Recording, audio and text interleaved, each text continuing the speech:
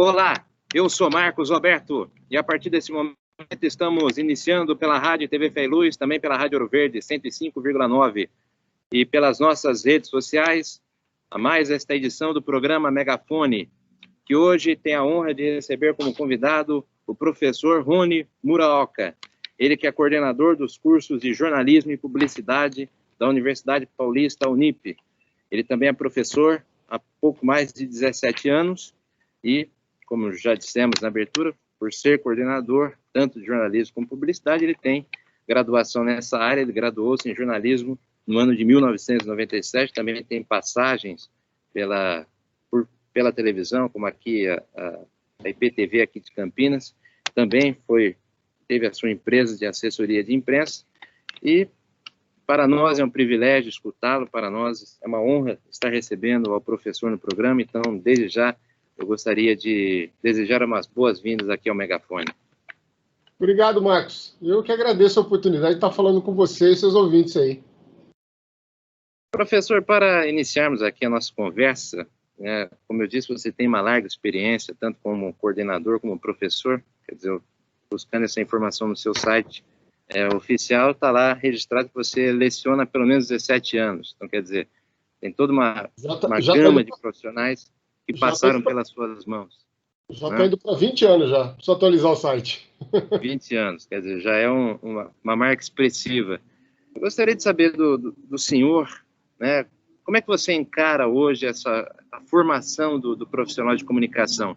Nós estamos vivendo uma fase onde a tecnologia é cada vez mais influente no sistema comunicacional. Como é que você enxerga hoje a formação desse profissional com tantos desafios que aparecem a partir da tecnologia? Na realidade, são duas características importantes que devem sempre acompanhar o jornalista. A primeira, como você mesmo disse, é a tecnologia. Hoje não dá mais para pensar em não utilizar a tecnologia a favor do jornalismo. Prova disso é o que a gente está fazendo aqui. Uma entrevista via Skype, que vai para a rede social, que vai para a web, que vai para a TV, para uma série de lugares. Então, assim, tecnologia não dá para deixar de fora. Ela veio para facilitar. A pandemia acelerou ainda mais esse processo. A pandemia, acho que todo mundo acompanhou a produção dos telejornais das diversas emissoras do Brasil e no mundo. A produção via online, via Skype, via Zoom, via WhatsApp, o que for, né, foi utilizada muito pela necessidade que os jornalistas tinham de dar a informação, mas também não podiam ir até o local entrevistar as pessoas. Então, hoje não dá para deixar de fora a tecnologia. Sem dúvida alguma, os alunos que estão entrando na universidade hoje já dominam muito tecnologia. Isso é uma característica muito dessa faixa etária, de dominar as questões de tecnologia.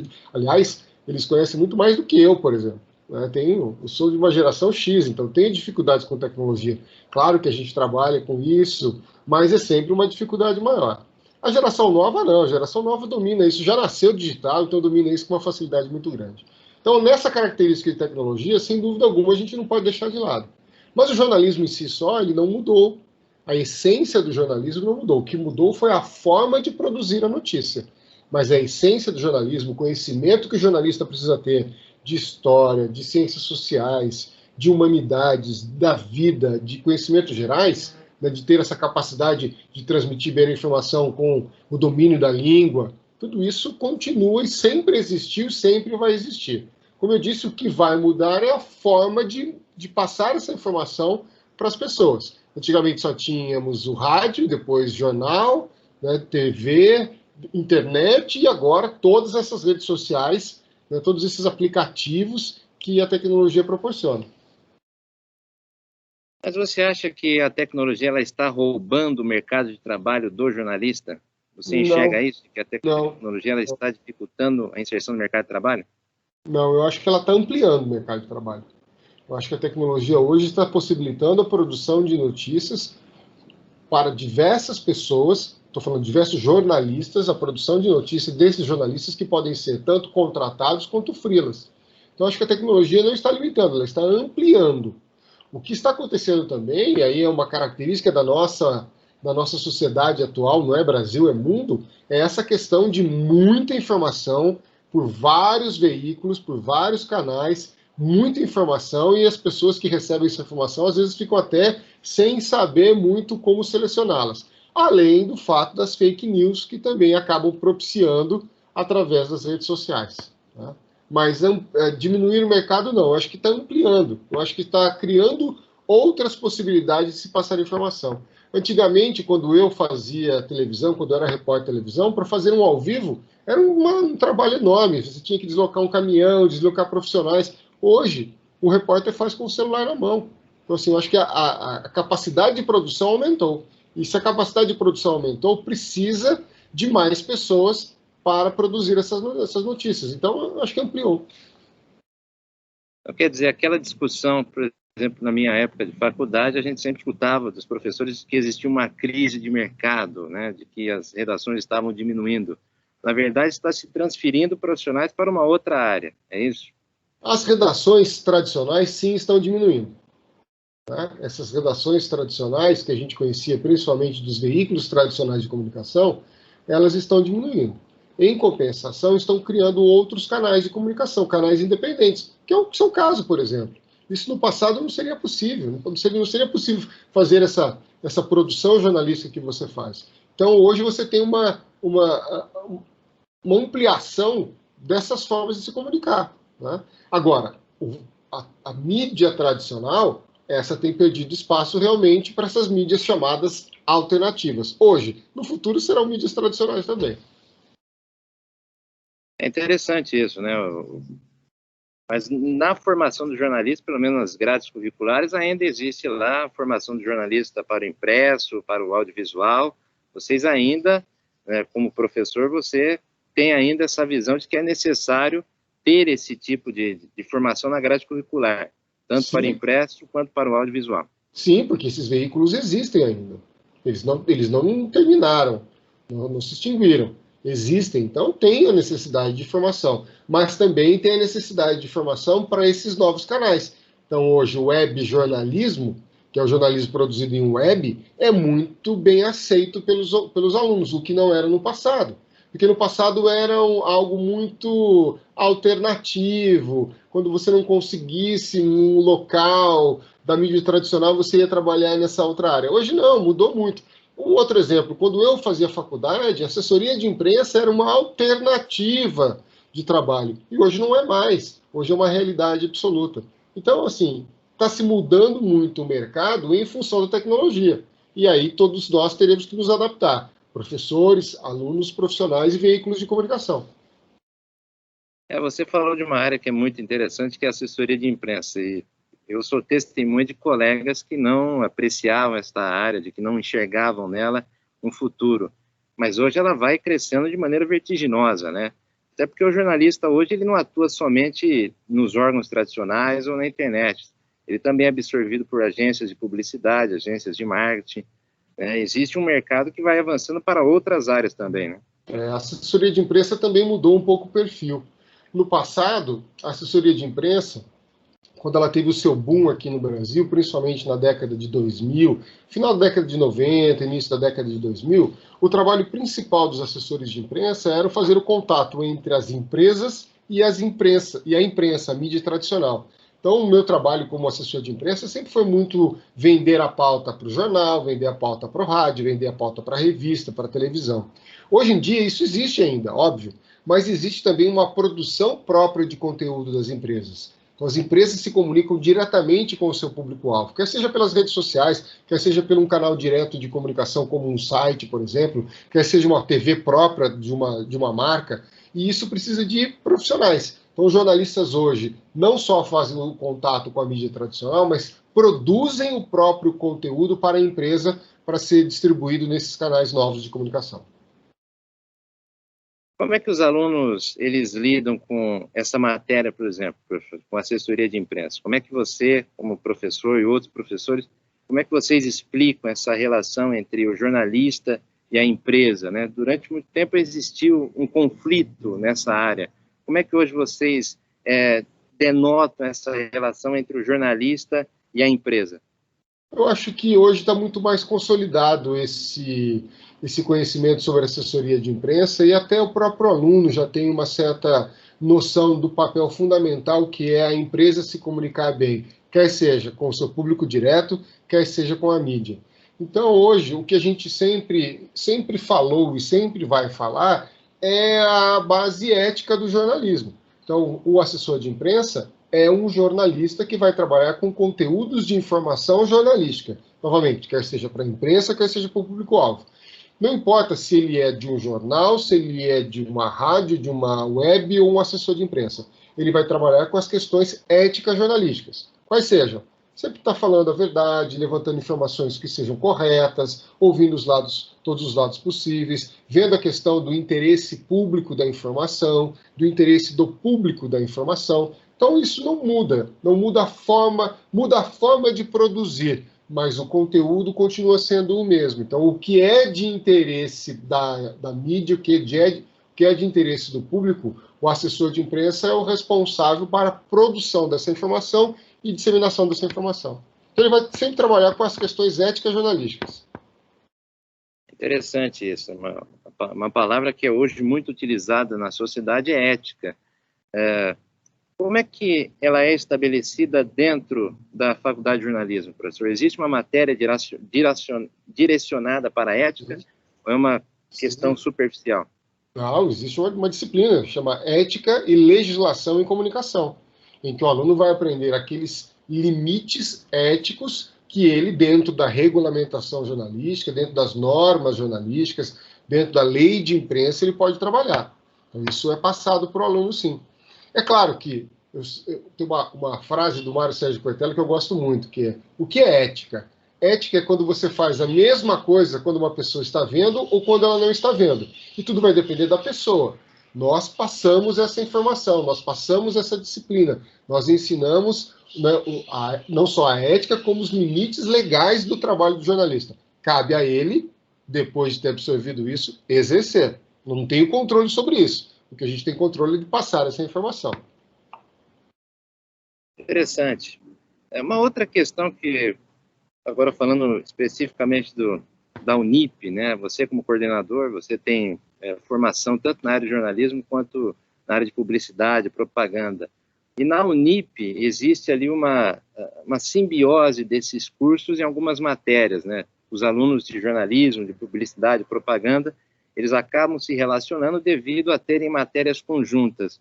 Você acha que isso é benéfico para todas essas áreas, ter essas matérias conjuntas, ter essa simbiose, por exemplo, alunos de jornalismo aprendendo um pouco do que é marketing e vice-versa? Você acha que é interessante isso? Sem dúvida, porque o mercado também exige isso, Marcos. Se você vai trabalhar num departamento de comunicação dentro de uma empresa, num departamento de marketing dentro da empresa que tem a área de comunicação, a área de comunicação ela é exatamente a função de comunicar do que foi feito no planejamento de marketing. Mais do que isso, vamos tirar essa questão do mercado especificamente. No mercado a gente chama de comunicação integrada. As empresas, ao se comunicarem com os seus públicos, utilizam várias formas de se comunicar. O jornalismo, a publicidade, a propaganda, relações públicas. Então, se você vai trabalhar dentro de uma empresa, você tem que ter esse conhecimento conjunto da comunicação integrada. Ok, então, só isso já justificaria ter esses conhecimentos amplos, tanto da área de publicidade quanto da área de jornalismo. Mas não é só isso, porque ambos, tanto o publicitário quanto o jornalista, eles estão trabalhando com comunicação social. E o comunicador social precisa ter a base da comunicação social. Precisa entender de sociologia da comunicação, precisa entender de teorias da comunicação, precisa entender de história, precisa entender de história da arte, precisa entender de políticas públicas de comunicação, de cidadania. E essas disciplinas, elas são comuns a todos esses profissionais. Por isso existe essa junção de cursos. E que, ao meu ver, só é benéfico, porque você começa a ter a visão também de um outro aluno, de um outro profissional. E isso ajuda na sua visão de mundo, na sua visão de mercado. Interessante. Interessante isso. Eu me lembro que, na época, alguns colegas reclamavam, né, de ter que aprender matérias relacionadas a marketing e propaganda. Talvez eles não tinham essa visão como você explicou aqui, né? Mas a gente sempre explica na aula também. O problema é que o aluno, às vezes, não entende. Eu trabalhei em departamentos de comunicações de empresas em que o conhecimento de marketing é fundamental. Se você vai fazer uma estratégia de um lançamento de produto, Como é que você lança esse produto no mercado? Você tem toda a parte de produção, logística e distribuição do produto, você tem a parte de propaganda do produto e você tem a parte de comunicação, hoje muito mais nas redes sociais de divulgação desse produto.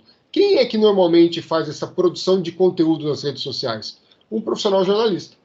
E esse profissional precisa ter um conhecimento claro de qual é o planejamento de marketing, qual é o posicionamento da empresa para fazer isso.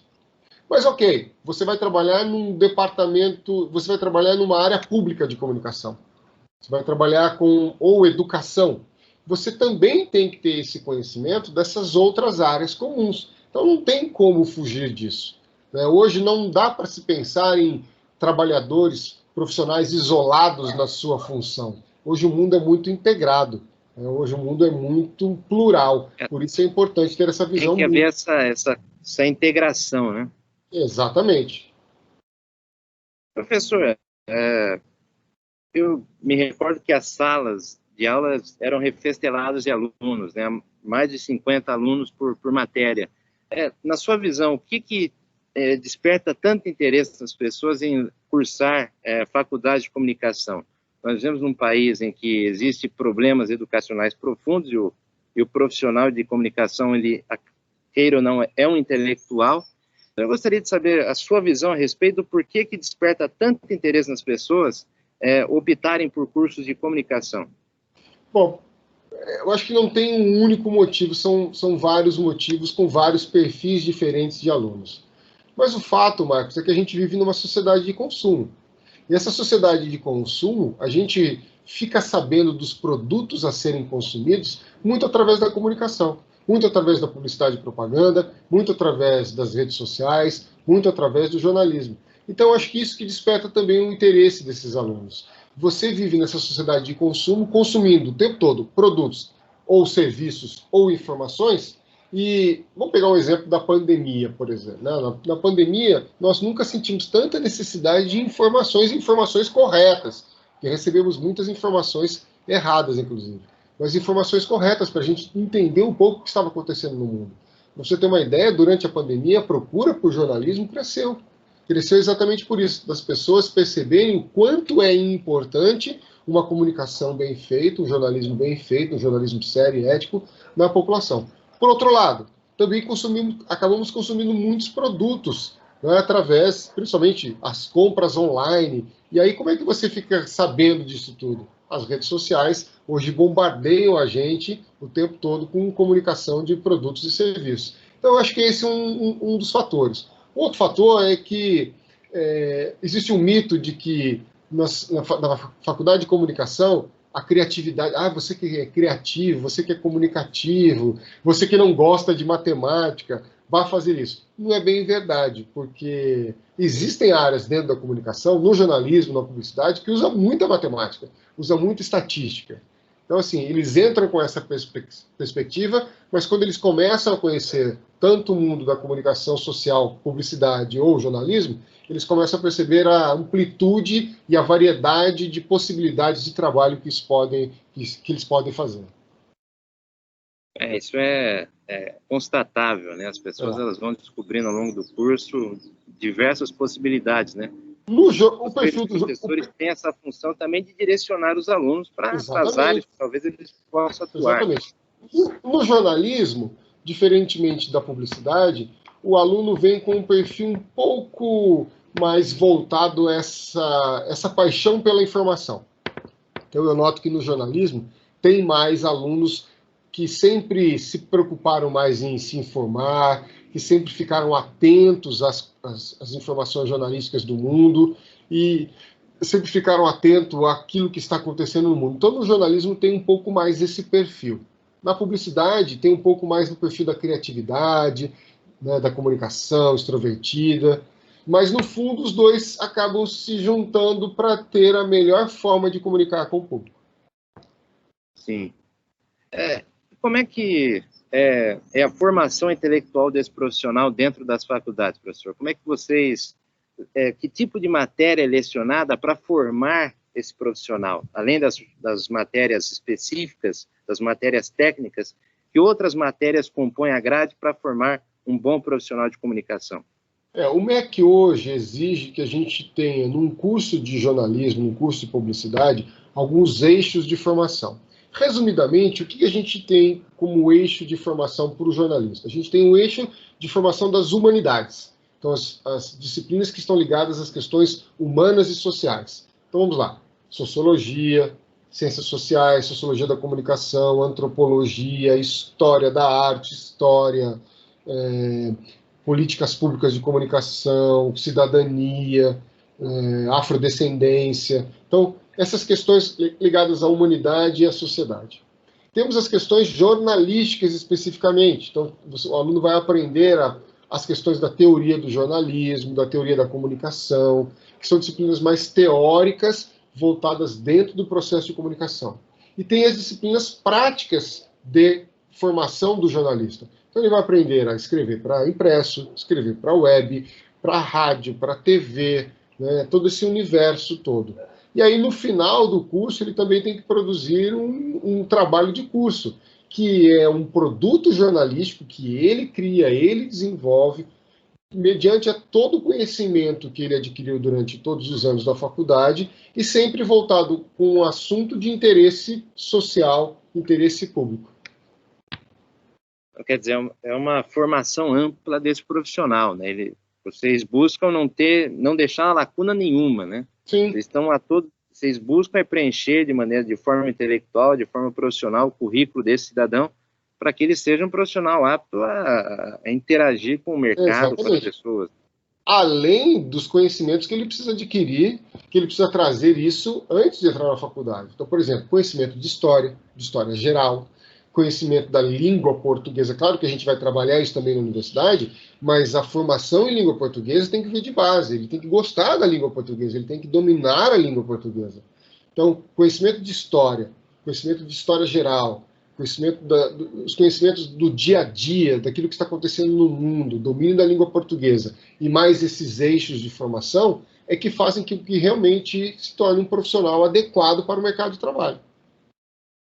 Mas como é que vocês lidam com aqueles alunos pertencentes às classes C, D e E, que existem ali algumas carências, existem algumas lacunas devido à educação que ele recebeu? Como é que vocês lidam com esse desafio de lidar com essa pessoa que, como você bem disse, já tem que trazer uma bagagem anterior para a faculdade? Você alertou bem. Hoje, infelizmente, existe um déficit muito grande na formação educacional do ensino público.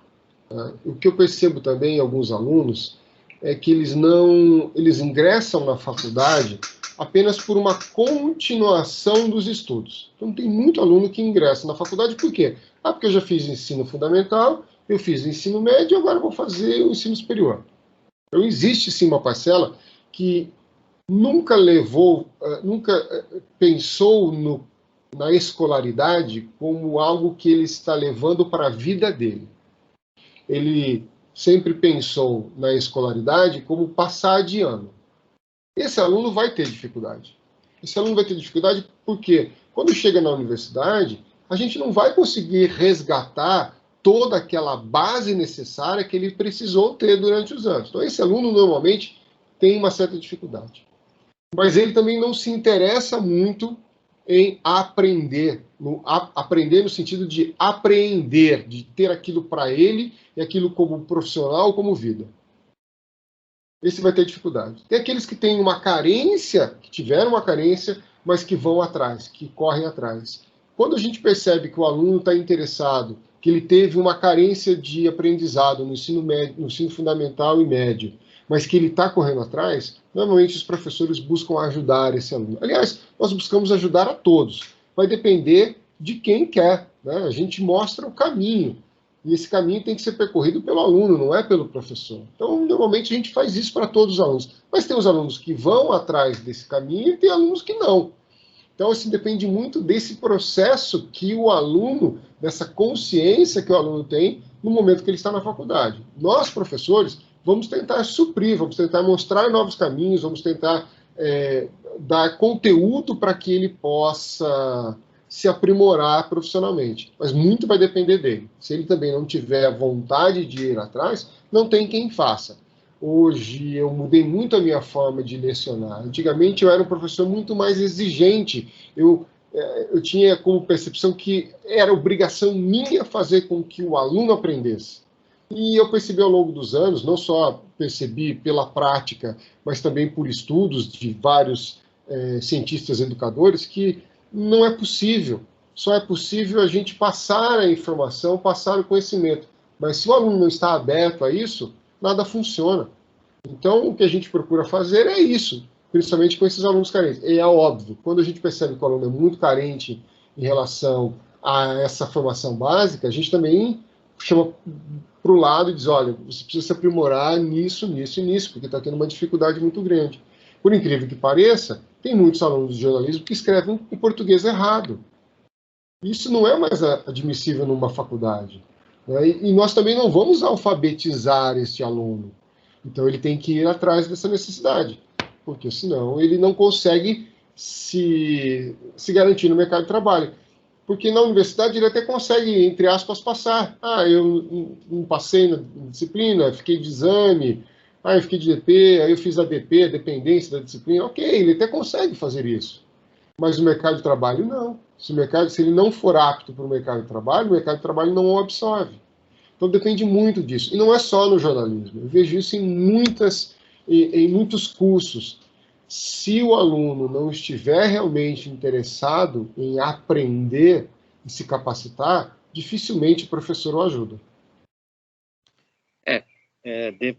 Vocês dependem muito também dos alunos, né? Não dá para só criar expectativa em cima do professor. Os alunos também têm que colaborar, até porque a aula ela é colaborativa, né? Uma parte depende da outra, né, professor? Hoje, principalmente depois da pandemia, o que eu percebi é que existe uma necessidade muito grande de acolhimento. O aluno hoje, ele tem essa necessidade de ser acolhido, quer seja pela família, pelos amigos, pela sociedade ou pelo corpo de professores. E eu, como coordenador, oriento muito os meus professores a essa postura de acolhimento, porque eu entendo hoje que acolher, mostrar o caminho e educar de uma forma positiva tem muito mais resultado do que aquela cobrança sistemática que a gente sempre fazia. É óbvio que ainda temos as formas de cobrança, porque o ensino ainda tem essas cobranças como parâmetros. Então você tem as provas, os exames e tudo mais. Mas durante o processo, o acolhimento, o encantamento, mostrar o quanto aquilo é importante para a vida e formação profissional, eu acho que isso tem um resultado melhor do que uma cobrança sistemática. Isso é importante. Uma outra questão, professor, nós estamos vivendo um momento muito efervescente aqui no nosso país. E as universidades também entraram nesse debate, uma vez que as questões políticas e ideológicas elas estão sendo discutidas pela sociedade.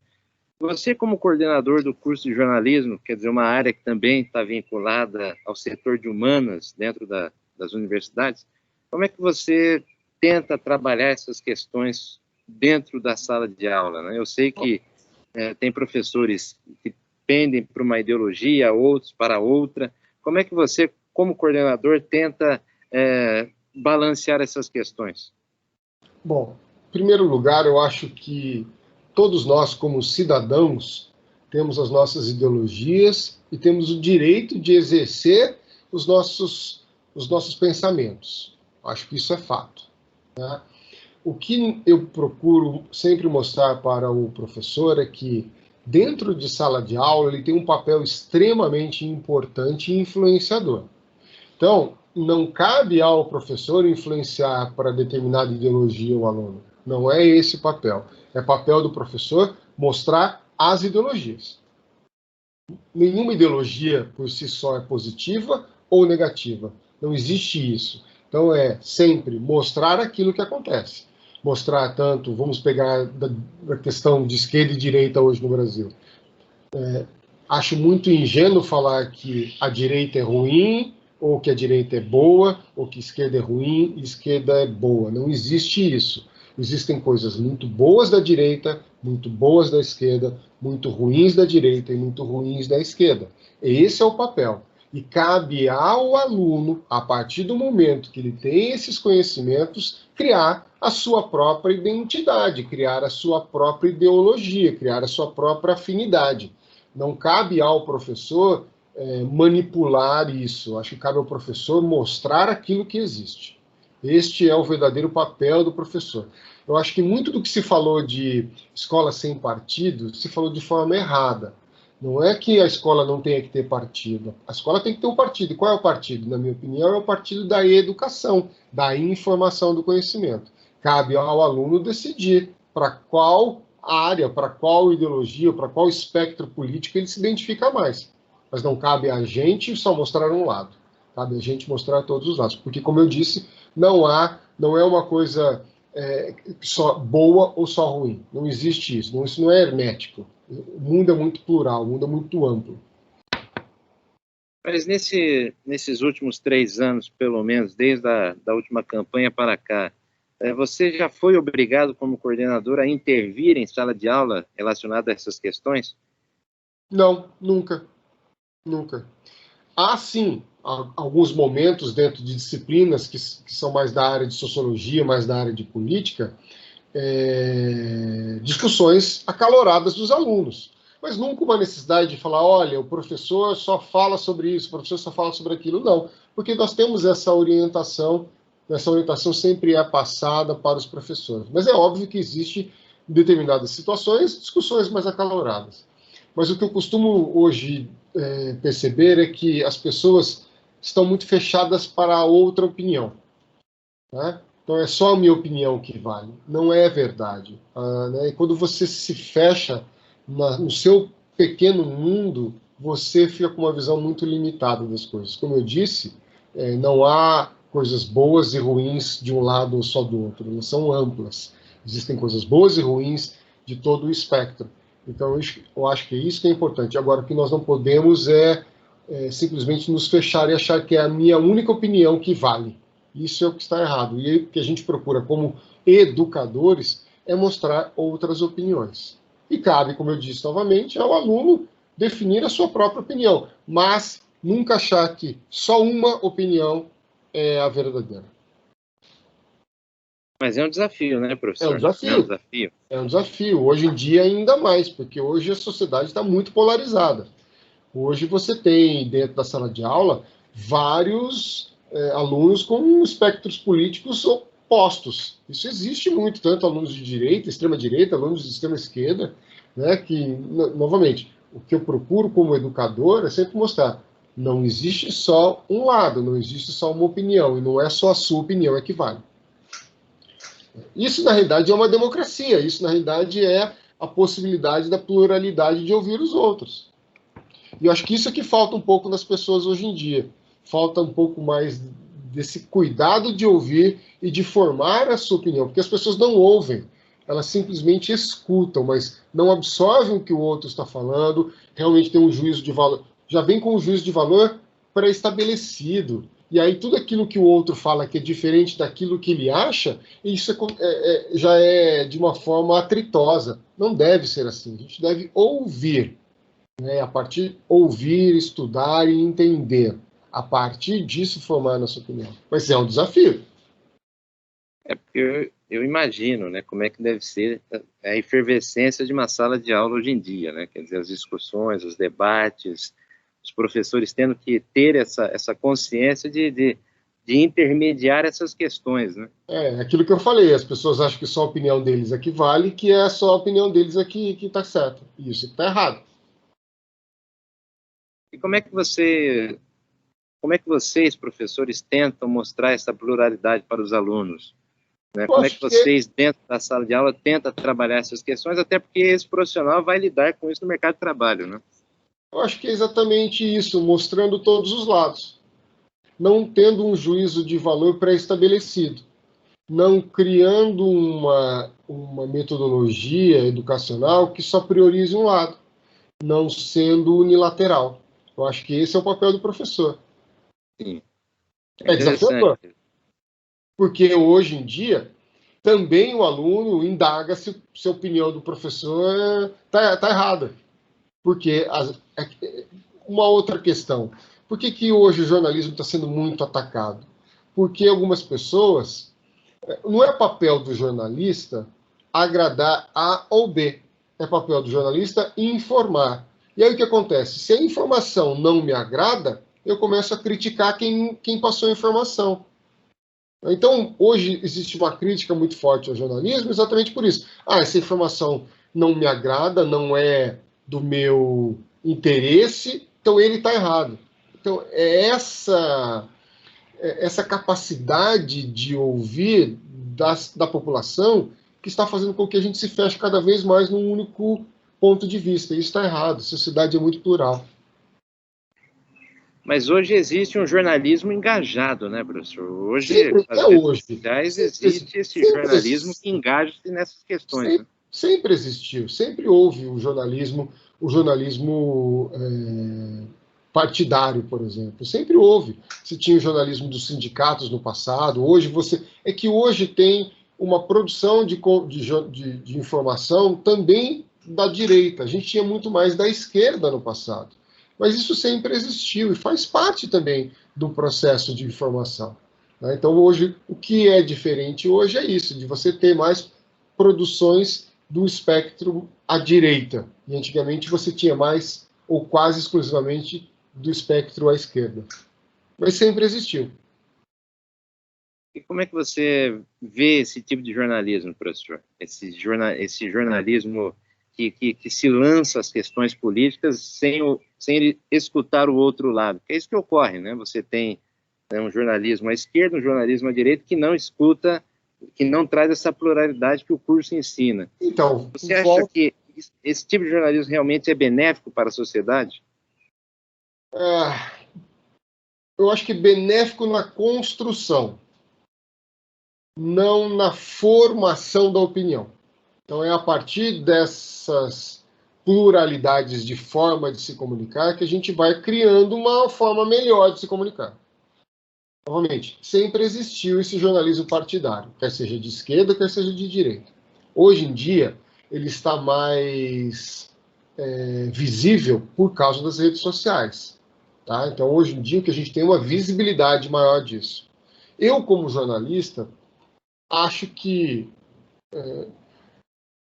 é uma forma de se comunicar. Na minha opinião, não é a melhor forma de se comunicar, mas é também uma forma de se comunicar. Eu nunca fui um jornalista partidário, nem de esquerda nem de direita. Então, como jornalista, eu sempre procurei exatamente me balizar por essas questões que são as normas do jornalismo, de ouvir todos os lados, de dar voz igual para todos os lados, de não emitir opiniões, né? Você informar. Então, nosso papel é informar. A opinião ela é formada a partir da informação que você recebeu.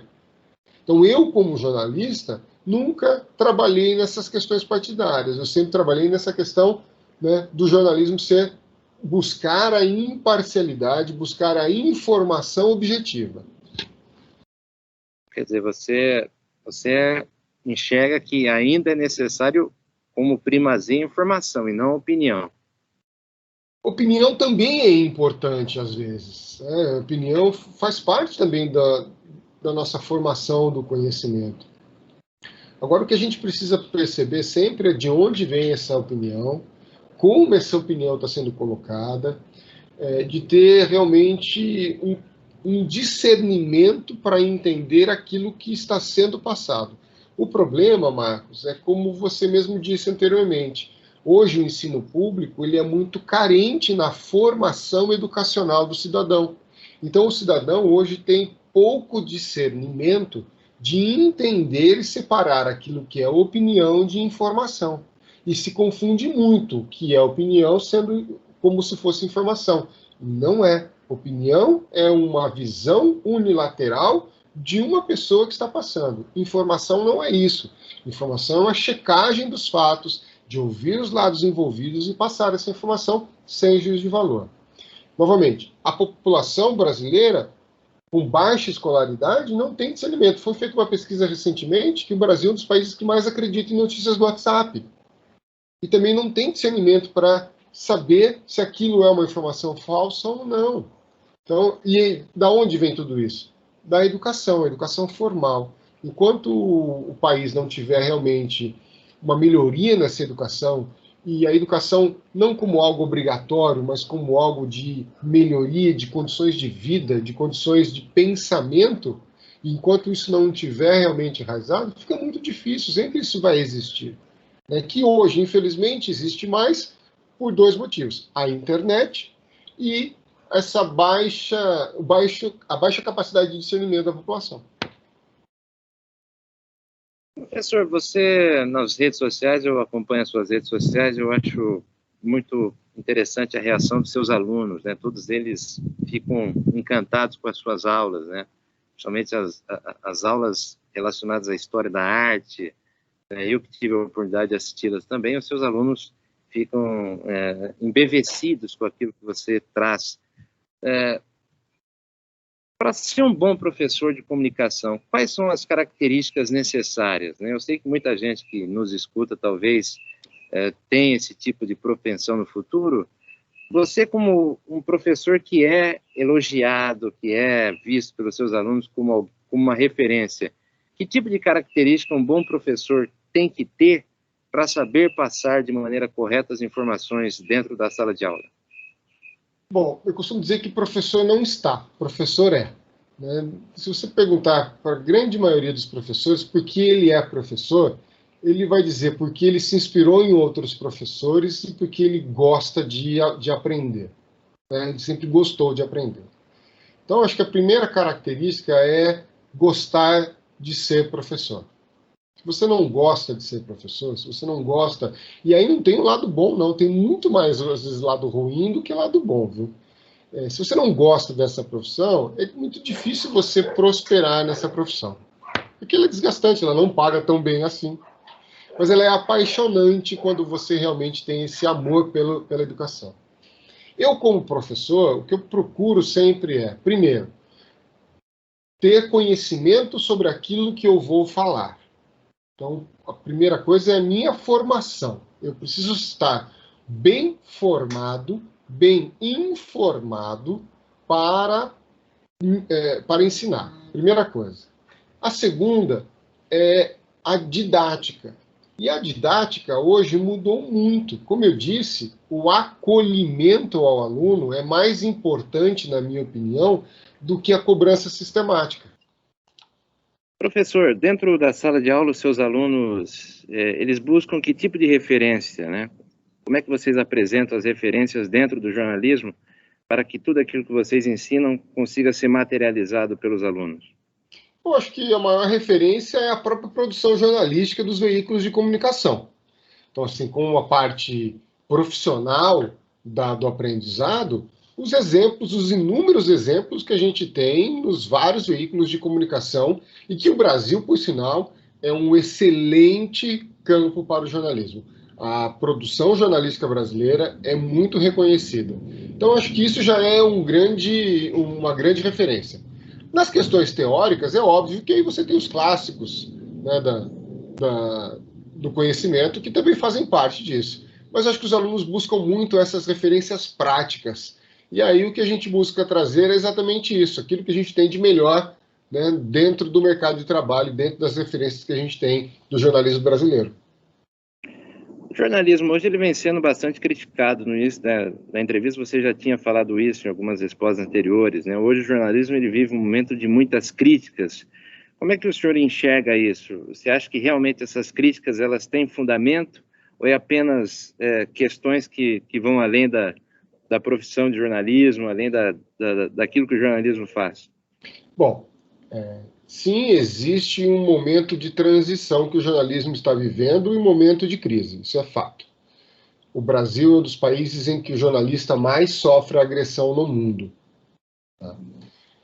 Aquilo que eu disse anteriormente, o jornalista não está ali para falar para A ou falar para B, está ali para noticiar. O problema é que há uma intolerância muito grande hoje na população, em que se você não fala aquilo que eu quero ouvir, você está errado e você está sendo atacado. Então, isso é um fator. O outro fator é dessa disseminação da informação. como a gente também conversou. A internet possibilitou a produção de informação de diversas maneiras. Nem todos seguem as normas jornalísticas, da checagem, da responsabilidade da informação, da responsabilidade da fonte. Nem todos fazem isso. E isso cria informações, às vezes, deturpadas. Eu não estou nem falando de informações falsas, estou falando de informações deturpadas. Então, assim, é sempre importante que a gente tenha como base essas questões dessa intolerância e dessa disseminação, às vezes, descontrolada da informação. O que eu sempre falo para os meus alunos e para as pessoas que eu tenho contato é: receber uma informação, verifique qual é a fonte dessa informação. Novamente, há linhas editoriais diferentes na grande imprensa? Há linhas editoriais diferentes na grande imprensa.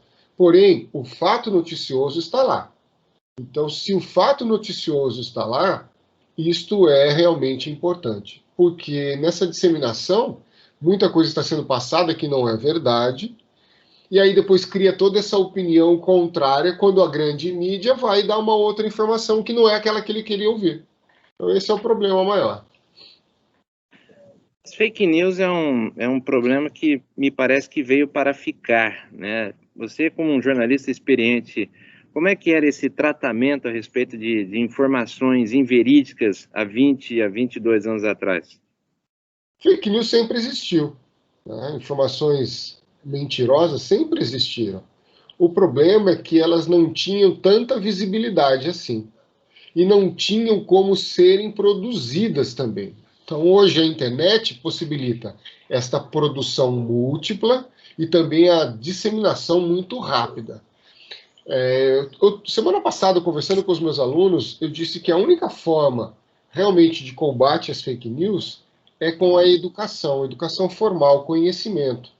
Né? E aí, por isso que a gente também estava conversando sobre aquela crítica do ensino como obrigatório, do ensino desqualificado, fundamental e médio. Então, a gente só vai conseguir realmente disseminar isso com conhecimento, com discernimento. Porque, como eu disse também, muitas pessoas não conseguem ter a capacidade de discernir aquilo que é verdadeiro ou falso, ou aquilo que é opinião de informação, por falta de conhecimento mesmo, falta de educação formal. Então, a educação é a base disso tudo. Só com um país mais educado, formalmente, é que isso não vai ser tão disseminado assim. Professor, você falou em educação e, queira ou não, a leitura ela entra nesse circuito como um elemento importante para a construção de um escopo de conhecimento. E hoje nós vemos uma geração em que me parece que o apreço pelos livros é menor. Dentro da universidade, vocês fazem esse tipo de cobrança em cima dos alunos, de que eles leiam, de que eles desenvolvam esse hábito da leitura, ou é algo meio que tangenciado? Não, é sempre estimulado. Novamente, Marcos, a gente não pode obrigar ninguém a fazer aquilo que a gente fala. O que a gente mostra é o caminho. O que a gente mostra é aquilo que a minha formação, por exemplo, foi muito através da leitura, foi muito através do conhecimento. O William Bonner é um cara que fala que se tem duas qualidades que o jornalista precisa ter, é domínio da língua portuguesa e conhecimento de história. E conhecimento de história é leitura. Você precisa ler, precisa gostar. Então, assim, a leitura ela é fundamental para o desenvolvimento da língua, da comunicação. E ela é fundamental para o desenvolvimento de uma mente mais aberta e não só fechada no seu mundo. Né? O problema é que hoje as redes sociais são muito mais atraentes do que a leitura. E nas redes sociais a gente fica sempre na mesma bolha. A gente não passa dessa bolha. Então a gente acha que o nosso mundo vive em torno daquela bolha, e não é verdade. Então a leitura sempre é bom. E eu costumo dizer também que a gente tem que gostar de tudo. Não é só gostar, não é só ver aquilo, na realidade ver de tudo, não só ver aquilo que a gente gosta, não só ler aquilo que a gente gosta. Aliás, a gente forma a nossa opinião exatamente com as coisas que a gente não gosta. Isso é um desafio nos dias de hoje, né? Desafio. Porque a sociedade é hedonista, ela vai buscar sempre o prazer, sempre aquilo que lhe agrada. E você ler uma coisa que não lhe agrada, você assistir um filme que não lhe agrada, assistir um documentário que não lhe agrada, é realmente difícil, mas é aí que você começa a perceber outras visões de mundo. E dentro desse universo ainda da literatura, quais livros você indicaria para aquelas pessoas que desejam buscar a profissão de jornalista? Eu indico muito as biografias. Biografias é um trabalho jornalístico de extremo cuidado, de extrema investigação. Então, assim, biografias eu acho que... Aliás, biografia foi o que me despertou para o jornalismo, quando eu li a biografia do Nelson Rodrigues, porque é um trabalho jornalístico muito forte. Então, eu sempre indico biografias para os alunos lerem. Acho que biografia é um exemplo muito claro de um trabalho jornalístico. Professor, você acha que tem uma idade certa para se tornar jornalista? Nós vemos hoje que existe uma facilidade das pessoas entrarem no universo universitário devido ao número expressivo de universidades. Você acha que tem uma idade certa para uma pessoa buscar se formar em jornalismo ou independe? Eu acho que independe, Marcos. O que precisa ter é paixão. Paixão, responsabilidade, comprometimento e ética. Independente da idade. Eu conheço pessoas muito jovens que têm isso e conheço pessoas muito velhas que não têm isso. Então, não vejo a idade, mas vejo sim essa postura em relação ao jornalismo. Isso é muito importante. Professor, eu gostaria de agradecer a sua disponibilidade em participar do nosso programa. Foi um privilégio entrevistá-lo, foi uma honra poder conversar com o senhor novamente, depois de algum tempo. Quero desejar muito sucesso aí na sua profissão como professor, que você continue inspirando aos seus alunos, como eu observo nas suas redes sociais, que você continue sendo esta referência dentro da sala de aula, uma vez que você tem uma responsabilidade gigantesca, que é de ser coordenador, quer dizer, o curso está sobre a sua responsabilidade. Então, que muitos outros jornalistas possam se formar a partir das suas aulas e dos colegas que atuam na Unip. Sem dúvida, eu não sou sozinho, não. Tem uma equipe muito boa que está lá, firme e forte. Eu apenas, como você mesmo disse, eu coordeno essa equipe. E sou um dos membros dessa equipe, porque sem eles nada seria possível. Muito obrigado. Eu que fico muito agradecido e honrado. E você, meu caro ouvinte e telespectador, caso queira seguir ao professor Rony Muruoka, você pode procurar pelas suas redes sociais. Ele tem a sua página no Instagram, também tem o seu Facebook, tem o site oficial. Você digitando por Rony Muruoka, você vai encontrar todos esses locais onde ele publica ali as suas aulas, onde ele publica um material bastante interessante. Eu indico a você, até porque é um professor, como eu disse durante a entrevista, os alunos mostram bastante afeto pelas suas aulas e não é à toa. E dessa maneira vamos colocando aqui um ponto final no Megafone de hoje, ele que é uma produção do Departamento de Jornalismo da Rádio e TV Fé e Luz. Tem como produtor e apresentador Marcos Roberto. A edição fica a cargo de Letícia Saziluto e a direção geral é de Rodrigo Mazzucci. Eu agradeço a todos pela audiência, desejo um ótimo final de semana e voltaremos a nos encontrar no próximo sábado, a partir das 2h27 da tarde, com mais uma edição inédita do Megafone. Meu muito obrigado a todos e até lá. Tchau!